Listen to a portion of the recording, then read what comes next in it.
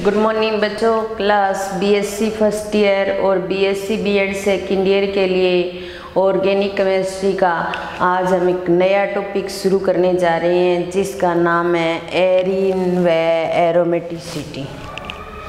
Arene व aromaticity या फिर अपने ऐसे बोल सकते हैं एरीन या एरीन व एरोमेटिकता। एरोमेटिकता एरीन का मतलब किससे है? बेंजीन से, या फिर हम ऐसे कह सकते हैं कि बेंजीन व एरोमेटिकता। ये हमारा एक नया चैप्टर है जो बीएससी फर्स्ट ईयर के अंदर भी लगता है और बीएससी बीएड सेकेंड ईयर के अंदर भी लगता है। इस चैप्टर को बीएससी फर्स्ट ईयर के अंदर सीधा ही 5th यूनिट के अंदर एक चैप्टर के रूप में शो किया गया है। उसके साथ एरिल एलाइड और एल्किल एलाइड भी है, लेकिन जो बीएससी बीएड सेकेंडरी ईयर के बच्चे हैं उनके लिए इस चैप्टर को 2 पार्ट में डिवाइड कर दिया गया है। कुछ पार्ट तो 4th यूनिट के अंदर है, कुछ लास्ट वाले यूनिट के अंदर 5th यूनिट के अंदर है। तो वो ध्यान रखना आप, क्योंकि इस चैप्टर को मैं एक साथ ही करवाऊंगी और एक चैप्टर के रूप में भी करवाऊंगी। तो जो बीएससी बीएड सेकेंड ईयर के बच्चे हैं उनको मैं बता भी दूंगी कि यहाँ तक तो आपका 4th यूनिट में है और उससे आगे का 5th यूनिट के अंदर है, तो वो आप देख लेना। अभी हम चैप्टर की शुरुआत करते हैं। आधा चैप्टर 1 यूनिट में और आधा चैप्टर 1 यूनिट में ऐसे डिवाइड कर दिया गया है इसको, तो वो हम देख लेंगे उसके बाद में। अब फिलहाल अपनी बात करते हैं एरीन व एरोमेटिकता की। इस चैप्टर को एक साथ ही करवाऊंगी मैं, ठीक है। तो अब देखिए एरीन क्या होता है? बेंजीनिंग या बेंजीनिंग से संबंधित कोई भी कंपाउंड होता है जो एरोमेटिकता शो करता है उसे एरीन कह सकते हैं अपने, या बेंजीन भी एरीन होता है क्योंकि बेंजीन के अंदर ही एरोमेटिकता का गुण पाया जाता है। इसमें हम बेंजीन रिंग लेकर के और उसके ऊपर अलग अलग ग्रुप जोड़ेंगे तो वो बेंजीनिंग से संबंधित कंपाउंड हो जाएंगे। तो बेंजीन या बेंजीनिंग से संबंधित कंपाउंड जो होते हैं उनको एरीन बोला जा सकता है, या फिर अपने उन कंपाउंड की एरोमेटिकता की बात करते हैं तो बहुत सारी रिंग्स होती हैं जिनके अंदर एरोमेटिकता का गुण नहीं भी पाया जाता और कुछ रिंग्स ऐसी होती है जिनके अंदर एरोमेटिकता का गुण पाया जाता है। तो उसके लिए हम हक्कल का रूल करेंगे इसी चैप्टर के अंदर, और हक्कल के रूल के अकॉर्डिंग हम ये देखेंगे कि जो कौन सी रिंग एरोमेटिक है कौन सी एरोमेटिक नहीं है। हक्कल का रूल यही बताता है। तो सबसे पहली बात आती है एरीन व एरोमेटिकता। ये जो होते हैं वो जैसे कार्बन और हाइड्रोजन से जो बने हुए कंपाउंड होते हैं उनको क्या बोला जाता है? हाइड्रोकार्बन्स बोला जाता है। क्या बोला जाता है? हाइड्रोकार्बन्स। और हाइड्रोकार्बन्स के अंदर अपने कोई अन्य ग्रुप हाइड्रोकार्बन्स 2 प्रकार के होते हैं, एक एलिफेटिक भी हो सकते हैं और दूसरा एरोमेटिक भी हो सकते हैं। एलिफेटिक भी हो सकते हैं और एरोमेटिक भी हो सकते हैं। तो एलिफेटिक होंगे वो तो सीधी कार्बन श्रृंखला के रूप में होंगे, उनके अंदर रिंग नहीं पाई जाएगी एरोमेटिक। जो एरोमेटिक कंपाउंड होंगे उनके अंदर एरोमेटिक रिंग पाई जाएगी। तो इसके अंदर हम अलग अलग प्रकार के कंपाउंड पढ़ेंगे और अपने जैसे एक रिंग के रूप में कार्बन हाइड्रोजन या ऑक्सीजन हो सकता है या उसके अंदर नाइट्रोजन हो सकता है। तो एरोमेटिक रिंग के रूप में बना हुआ जो कंपाउंड होता है और उसके अंदर किसका गुण पाया जाता है? एरोमेटिकता का गुण पाया जाता है। तो इसके अंदर बहुत सारे अलग अलग कंपाउंड पढ़ेंगे अपने करेंगे और फिर उनसे संबंधित बात करेंगे।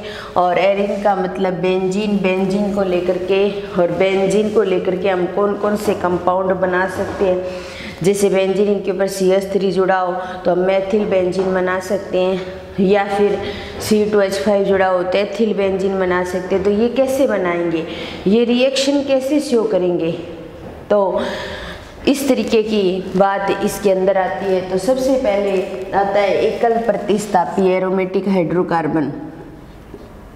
एकल प्रतिस्थापी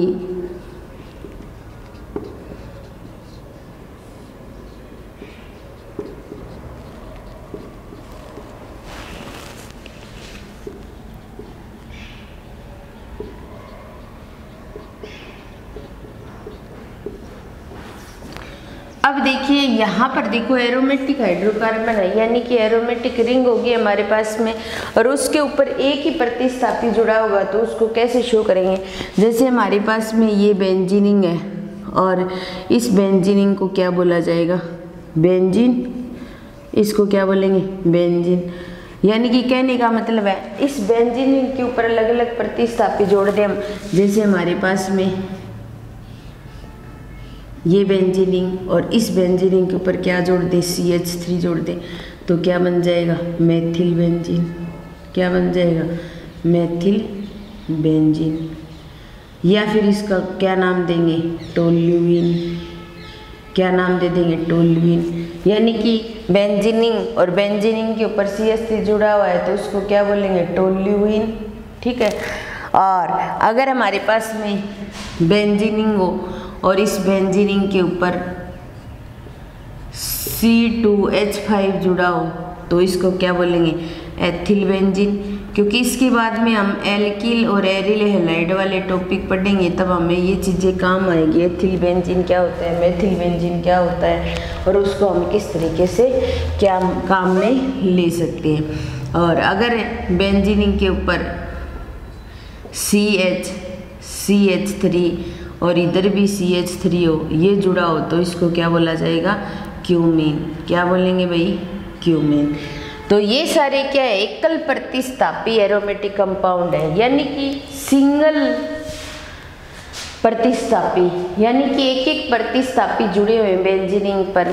तो इसलिए जैसे बेंजीन और बेंजीन पर मेथिल जोड़ दिया तो मेथिल बेंजीन, एथिल जोड़ दिया तो एथिल बेंजीन, प्रोपिल जोड़ दिया तो प्रोपिल बेंजीन, या इसको क्या बोला जा सकता है, क्यूमीन। क्या बोला जा सकता है, क्यूमीन। अगर हमारे जो बेंजीनिंग है उसमें दो प्रतिस्थापी जुड़े हो तो द्विप्रतिस्थापी एरोमेटिक हाइड्रोकार्बन।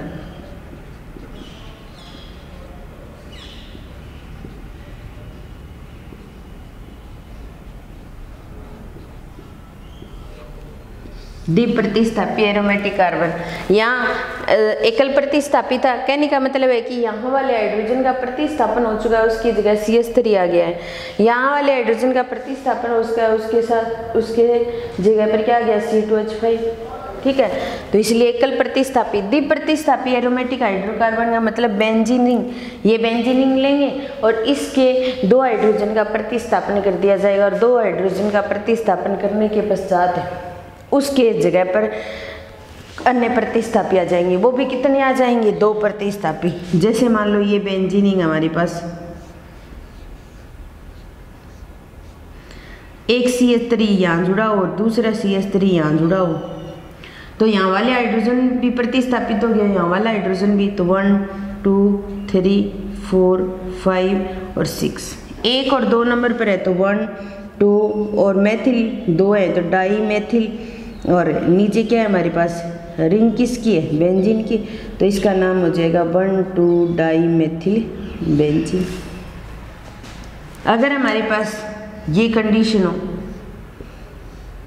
एक प्रतिस्थापी तो यहाँ जुड़ा हुआ है, एक मान लो प्रतिस्थापी यहाँ जुड़ा हुआ है, तो 1 2 3 4 5 और 6, तो लिखेंगे 1 2 1 3 dimethyl 1 3 dimethyl benzene. यहाँ पर एक नंबर और एक नंबर पर CH3 और 3 नंबर पर, यानी कि एक नंबर वाले कार्बन और 3 नंबर वाले कार्बन का जो हाइड्रोजन है उसको इसने प्रतिस्थापित कर दिया। अब मान लो ये कंडीशन हमारे पास में, एक CH3 यहाँ जुड़ा हो और एक CH3 यहाँ जुड़ा हो, तो चाहे यहाँ से नंबरिंग करो चाहे यहाँ से 1 2 3 4 5 और 6, तो क्या हो जाएगा 1 4 dimethyl benzene, 1 4 dimethyl benzene, ये बन जाएगा। तो ये क्या है, एरिन्स है या एरोमेटिक कंपाउंड है, बेंजीन है। बेंजीन के अंदर एक एक हाइड्रोजन का प्रतिस्थापन करके प्रतिस्थापी जुड़ गए, दूसरी बार बेंजीन के दो दो हाइड्रोजन का प्रतिस्थापन करके दो दो हाइड्रोजन जुड़ गए। अगर दो से ज़्यादा जुड़े हो तब भी हम शो कर सकते हैं, दो से ज़्यादा वालों को भी हम शो कर सकते हैं। जैसे दो से ज़्यादा होंगे तो हम ये कह देंगे ये एक नंबर कंडीशन थी, ठीक है, ये 2 नंबर। अब तीसरा हम करेंगे तो ये कर देंगे त्रिप्रतिस्थापी की जगह हम बहुप्रतिस्थापी कर देते हैं। दो से ज़्यादा हो जाएंगे तो वो किसके अंदर आ जाएंगे, बहुप्रतिस्थापी में आ जाएंगे। तो बहुप्रतिस्थापी एरोमेटिक हाइड्रोकार्बन।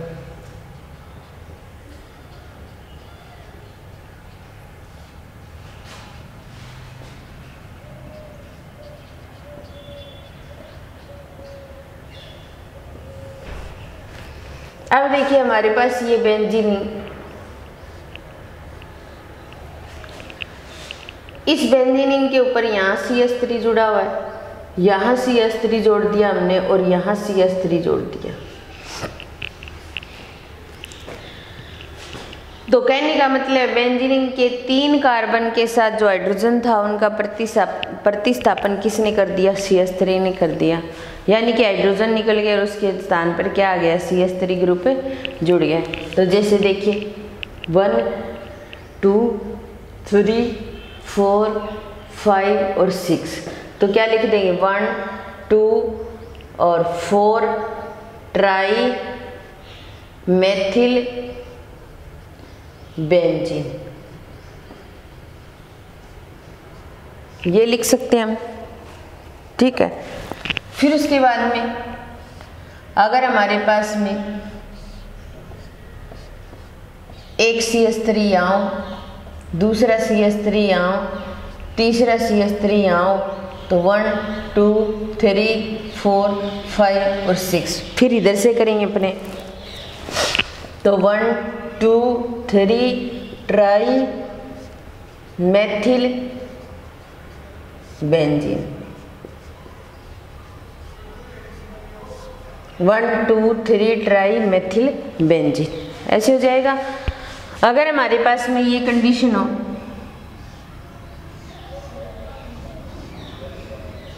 मान लो एक CH3 यहाँ जुड़ गया, दूसरा CH3 यहाँ जुड़ा हुआ है और तीसरा CH3 यहाँ जुड़ा हुआ है, तो 1 2 3 4 5 6, तो क्या हो जाएगा 1 3 5 ट्राई मेथिल बेंजीन,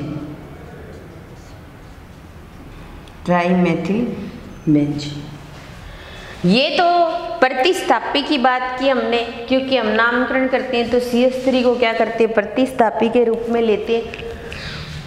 तो अगर एक प्रतिस्थापी जुड़े हो तो इस तरीके से लिखा जा सकता है, 2 प्रतिस्थापी जुड़े हो तो इस तरीके से लिखा जा सकता है, और 3 प्रतिस्थापी जुड़े हो तो इस प्रकार से लिखा जा सकता है। तो पहले हम बेंजीन रिंग से संबंधित किस कंपाउंड को कैसे लिखा जाता है और उसको क्या बोला जाता है, या उसका नाम या नामकरण करते हैं तो उसको कैसे लिखेंगे, इस चीज़ पर हम चर्चा कर रहे हैं पहले।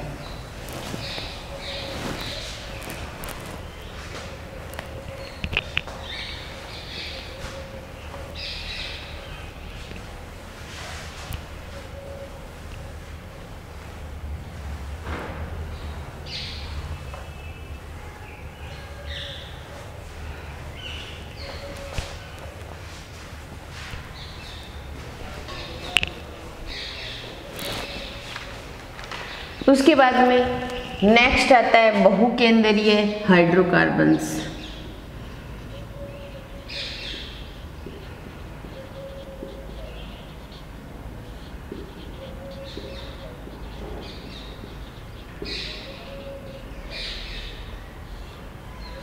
बहुकेंद्रीय हाइड्रोकार्बन्स, ये ऐसे हाइड्रोकार्बन्स होते हैं जिनके अंदर बेंजीन रिंग एक से ज़्यादा होती है, और वो एक से ज़्यादा अगर होती है तो उनके केंद्र किस तरीके से जुड़े रहते हैं और उनको क्या बोला जाता है, ये होते हैं बहुकेंद्रीय हाइड्रोकार्बन्स। तो कहने का मतलब है कि बेंजीन रिंग कितनी होंगी, एक से ज़्यादा होंगी, 2 हो सकती हैं, 3 हो सकती हैं, इससे ज़्यादा भी हो सकती हैं, ठीक है।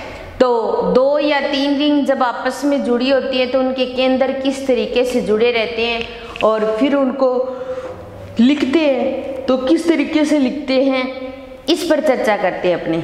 तो सबसे पहले हमारे पास में 2 बेंजीन रिंग इस तरीके से जुड़ी हो अपने, ये एक बेंजीन रिंग और ये बेंजीन रिंग इतनी दूरी के साथ दूसरी बेंजीन रिंग के साथ जुड़ी हो। कहने का मतलब ये है कि अगर हमारे पास ये बेंजीन रिंग है और इस बेंजीन का अणुसूत्र C6H6 होता है, मान लो इस बंध को मैं प्रतिस्थापित कर दूं तो यहाँ वाला हाइड्रोजन गया तो C6H5 हो जाएगा और जिसको क्या बोला जाएगा, फेनिल बोला जाएगा।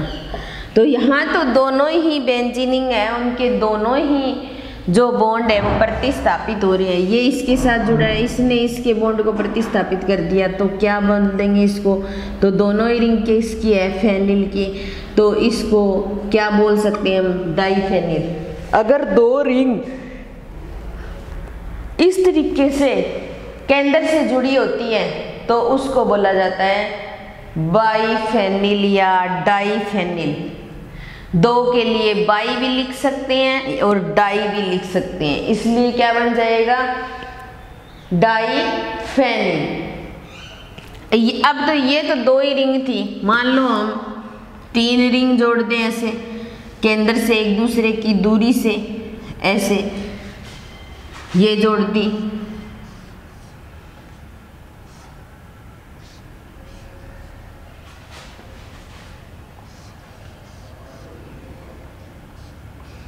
ये 3 रिंग जोड़ दी हमने।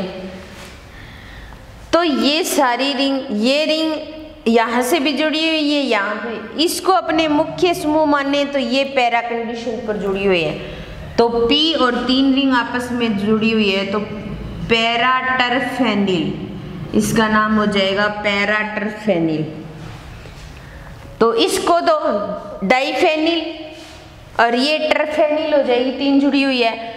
और इसको मुख्य केंद्र माने तो ये इसकी पैरा कंडीशन पर जुड़ी है दूसरी रिंग, इसको मुख्य केंद्र माने तो ये पैरा कंडीशन पर जुड़ी है, तो पैरा टरफेनिल, इसका नाम क्या हो जाएगा, पैरा टरफेनिल। अगर हमारे पास में ये तो ये बेंजीन रिंग एक दूसरे से दूरी से जुड़ी हुई थी, अगर मान लो बेंजीन रिंग बिल्कुल सटी हुई जुड़ी हो, इस तरीके से जुड़ी हो,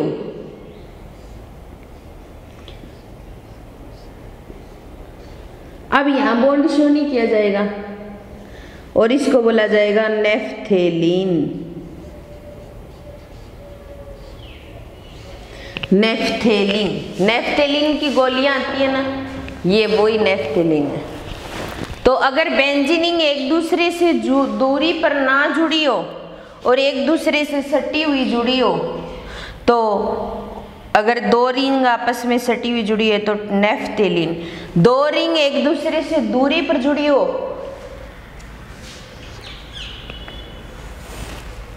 तब क्या हो जाएगा, डाइफेनिल। एक दूसरे से दूरी पर है, बॉन्ड भी 3 इसमें शो किए जाएंगे, 3 इसमें डबल बॉन्ड, और इसके अंदर 3 बॉन्ड शो किए जाएंगे और ये सिंगल बॉन्ड को, क्योंकि ये बॉन्ड इसके साथ भी काउंट हो जाएगा फिर, तो इसलिए इसको क्या बोला जाएगा, नेफ्थेलीन। क्या बोला जाएगा, नेफ्थेलीन। ये तो 2 रिंग की बात हो गई। अगर 3 रिंग भी ऐसे सटी हुई पाई जाए इस तरीके से, ये तो दूरी पर थी और ये बिल्कुल ऐसे सटी हुई पाई जाए तो डबल डबल और फिर ये और फिर ये, इस तरीके से शो करेंगे अपने। और इस तरीके से अगर शो करते हैं तो इसको बोला जाता है एंथ्रासीन।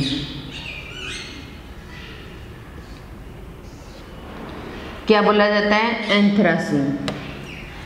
तो अगर 2 बेंजीन रिंग एक दूसरे से दूरी पर होती है तो डाइफेनिल, 3 रिंग एक दूसरे की दूरी पर होती है तो पैरा टरफेनिल, और ये एक दूसरे की पास सटी हुई पाई जाती है नेफ्थेलीन, और ये एक दूसरे के पास सटी हुई पाई जाती है, तो इसको बोला जाता है एंथ्रासीन।